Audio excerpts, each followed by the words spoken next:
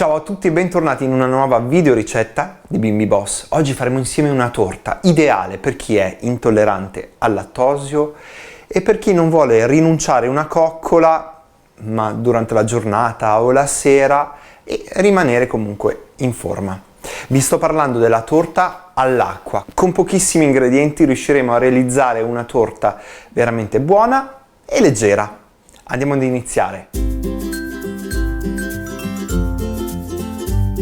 Gli ingredienti necessari per questa ricetta sono 200 g di zucchero, 300 g di farina, una bustina di lievito vanigliato per dolci, 90 g di olio di semi e 330 g di acqua.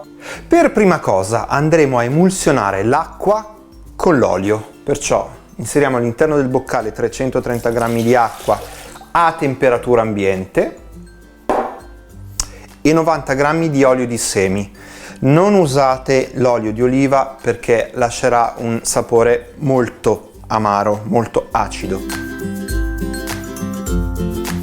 Richiudiamo assolutamente col tappino e impostiamo 20 secondi, velocità 10.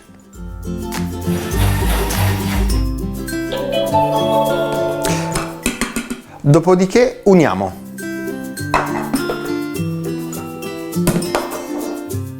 la farina, i 300 g di farina, la bustina di lievito vanigliato per dolci e 200 g di zucchero.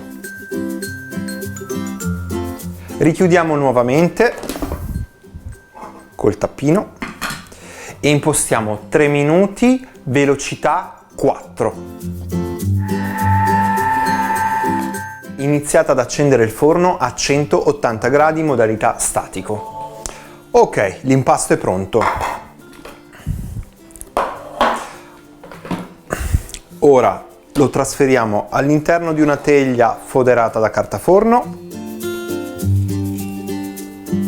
Una volta che il forno avrà raggiunto la temperatura, inforniamo per 50 minuti.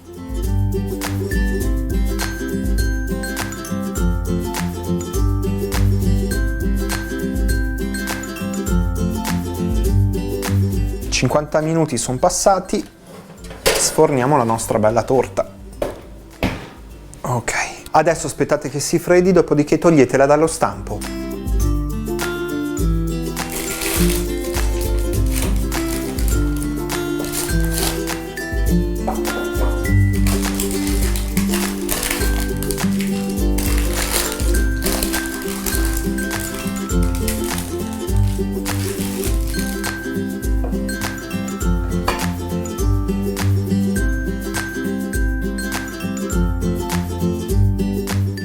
Ed eccoci qua, la torta all'acqua è pronta, soffice, leggera e dietetica. Io vi invito a cliccare sulla campanella per rimanere sempre aggiornati sui nostri video, iscrivetevi al canale, lasciate un bel mi piace e commentate. Un bacione da Bimbi Boss, alla prossima ricetta, ciao!